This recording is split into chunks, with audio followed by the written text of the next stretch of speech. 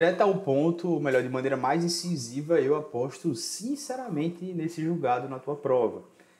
O tema coisa julgada em direito tributário, ele não é um tema simples, ele não é um tema fácil, né? Porque, inclusive, o ministro Luiz Fux, por exemplo, que foi um dos votos vencidos, né, nesse sistema 881 e 885 do STF, ele até hoje ele vai reiterando a sua contrariedade com esse tema. Professor, o que a gente está falando aqui? A gente está falando sobre os efeitos temporais da coisa julgada no direito tributário. E aí o Supremo, ele, de certo modo, vai trabalhar em duas teses relevantes. E até peço desculpas agora que eu vi que ficou um pouco pequeno, mas eu vou dar um zoom aqui para a gente conseguir auxiliar. O que é que o Supremo fez, né? A gente percebe que o Supremo fez uma distinção. Primeiro ele falou sobre as decisões do STF em controle incidental. Depois, ele tratou das decisões em controle direto, na ação direta, ou então que há uma certa repercussão geral, né? E ele fala sobre os respeitos aos princípios tributários. Em síntese, essas foram as três coisas decididas nesse tema de coisa julgada em direito tributário. Professor, vamos entender um pouco essa questão da coisa julgada, dos efeitos temporais da coisa julgada em direito tributário. Bora! Veja, é muito simples, tá, querida Alessandra? Ele é tão simples, na verdade, ou melhor, ele é um pouco complexo, né, professor? Não vamos falar que é simples, mas após decidido ele é muito simples, né? E o ministro Luiz Fux, ele até trouxe, na sua contrariedade, no voto dele, um breve resumo. E é interessante porque o que a gente tem basicamente é o seguinte, muitos tributos, né, na seara tributária, ele tem um efeito continuativo. Ou seja, todos os anos você irá pagar. Então, por exemplo, vamos dar um exemplo próximo de você. Vamos lá. O IPVA, tá? Só que o IPVA ele não trata tanto na relação comercial.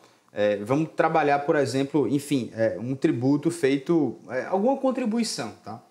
A contribuição, geralmente, as empresas pagam, está no 195 da Constituição Federal. E a gente pega um exemplo que todas as empresas têm que pagar determinada contribuição.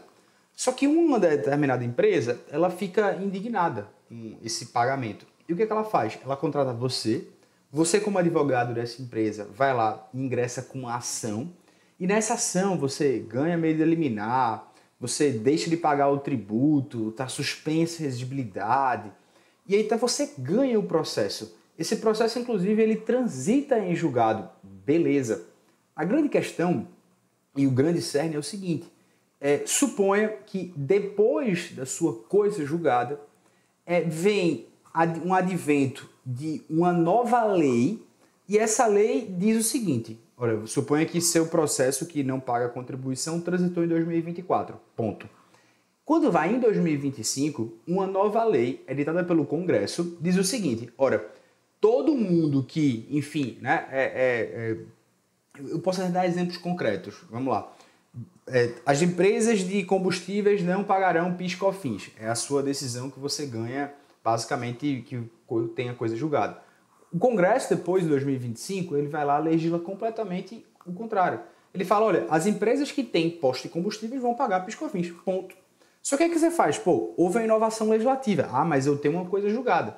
O fato aqui quem tem uma coisa julgada, mas diante de um advento de alguma coisa que mude, ou seja, a gente gosta de dizer que a coisa julgada, no fundo ela obedece a uma cláusula chamada rebus sic stantibus. O que significa isso?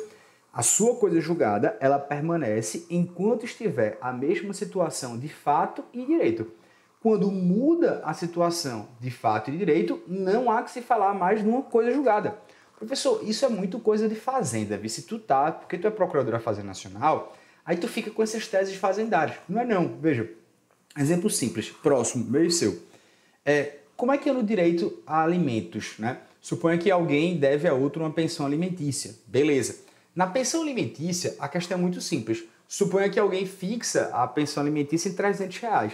Sempre que você fixa uma pensão, ela sempre deve levar em conta a situação do alimentante, né? Suponha que o cara está empregado, o cara paga R$300. Do nada o cara ficou desempregado, o cara não tem mais aquela fonte de sustento. Então, veja, por mais que aquela decisão fixe R$300, né, por exemplo, de pensão alimentícia, ela transite em julgado, é a mesma coisa. mudou a situação de fato e direito. O cara que, enfim, bombou no TikTok, né? Saiu o vídeo. Vocês não estão me seguindo no TikTok lá, não estão vendo as minhas dancinhas. Bombou meu vídeo no TikTok, né? Felipe não vai ser mais professor. Felipe agora vai ser dançarino do TikTok. Meu amigo, Felipe tá bombado, né? E, consequentemente, diga-se, ele não ganha mais, enfim, um salário mínimo. Ele tá ganhando 500 salários mínimos. Pronto, resumindo. Aquela pensão alimentícia ela vai ter que mudar. Porque mudou a situação de fato de Felipe. Então é óbvio que a coisa julgada no direito a alimentos, por exemplo, direito de família, ela é similar, por exemplo, ao direito tributário. O que é que você tem que perceber? Tem coisas que rompem a coisa julgada. Ou melhor, que tem limitações temporais que não submetem a coisa julgada. Por exemplo, o advento de uma nova lei. Por exemplo, quando é uma cláusula rebus sic stantibus muda a situação de fato de direito. O que está querendo dizer? Se o Supremo ele decide algo em controle incidental, isso é o suficiente para romper a coisa julgada, e aí o que é que o Supremo entende? Olha, se tiver decisões de controle incidental que seja anterior à cláusula de repercussão geral, a gente não impacta automaticamente na coisa julgada, mesmo nessas que têm uma relação tributária de trato sucessivo. O que significa isso? Relação trato sucessivo, aquela que todo ano a gente vai ter. Todo ano o cara terá que pagar PIS/COFINS. E aí eu quero que você entenda, por que o Supremo ele chega nessa tese e muda em relação ao controle concentrado, em relação ao julgado de repercussão geral? Porque ele fala, bicho, ofenderia muito a concorrência, muito a isonomia. Se eu tivesse uma empresa que ela tivesse a tese, por exemplo, olha, eu, empresa de combustível, não pago PIS/COFINS, ponto, né? Não pago. Só que, veja, e isso é muito claro, querida Tatiana, querido Ronald, querida Alessandra, Márcia, você, né, especialmente se você tem um apego por carros, aí pode ser que você abasteça o seu carro, especialmente num posto. Mas a resposta mais comum de 90% dos brasileiros eu abasteço no posto de combustível que é o mais barato. Então, é óbvio que você vai abastecer nos postos que a gasolina está mais barata. Então, veja, se você tem um posto de combustível que ele ganha uma ação para não pagar PIS/COFINS, em detrimento de outro posto que não ganhou essa ação, por exemplo, a gente vai ter uma concorrência desleal.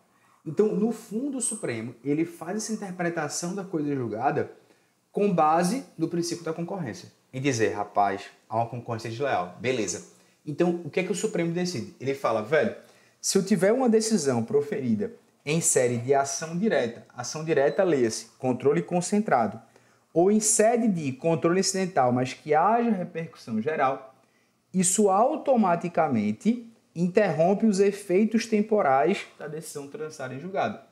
E isso aqui é o grande ponto. Eu vou delinear aqui para vocês. A gente vai ter que falar o seguinte, o que é que vai cair em prova? De maneira muito simples. Sendo controle incidental, não impacta automaticamente. Só que controle incidental antes da repercussão geral. Porque a repercussão geral ela vem justamente dentro da visão do Supremo, daquela visão de abstrativização do controle difuso de constitucionalidade. Professor, não sei o que é isso. Eu não posso te ensinar direito constitucional, senão eu saio completamente da aula agora. Ele veio a justamente dar mais ênfase às decisões de controle incidental depois da repercussão geral. E por outro lado, nesses casos aqui, em que a gente já tem o controle concentrado ou as decisões depois da repercussão geral, Supremo decidiu, ele rompe imediatamente qualquer tipo de efeito de coisa julgada. Ou seja, esqueça, meu amigo, você voltará a ser cobrado. Posto de combustível ou quem quer que seja que tenha essa coisa julgada. Mas é interessante que o Supremo deixou somente um cuidado. Ele falou, beleza, essa minha tese ela tá valendo.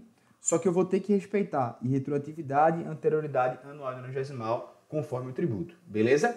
Massa. Professor, vamos aprofundar um pouquinho isso aqui. Veja, em síntese...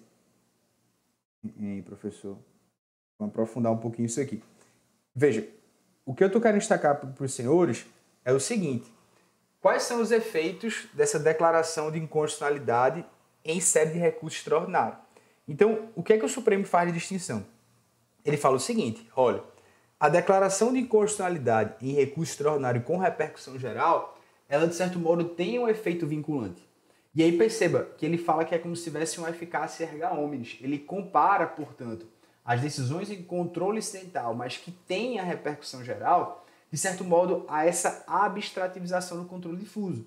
Então ele chega justamente a falar sobre isso. Olha, Eu lembro aos senhores, no artigo 52, inciso 10 da Constituição Federal, que essa resolução do Senado, no fundo, é só para dar publicidade à decisão.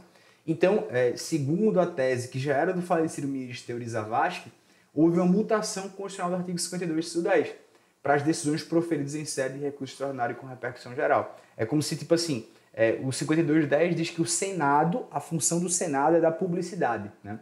Mas ele chega a dizer basicamente que essa publicidade é meio que pro forma. Beleza? Bom, eu tenho uma plena e grande convicção que isso aqui pode cair na tua prova. De verdade, assim. Eu estou plenamente convencido que é um tema muito bom. Novamente, ele retoma a ideia não só das teses principais, mas de você fazer uma distinção dos casos em que há repercussão geral e não há no controle ocidental. E também a perspectiva da gente ter essa função de que é para proteger a concorrência, é para proteger a isonomia, é para que de alguma maneira não haja uma ofensa à concorrência desleal. Beleza? Show de bola? Estamos bem? Eu preciso de uma vaia ou de um comentário aqui no chat para dar uma moral e soerguer aqui o espírito, porque ele está cansado às 9 horas da noite e eu quero soerguer com você, porque isso aqui vai estar na tua prova. Bora lá.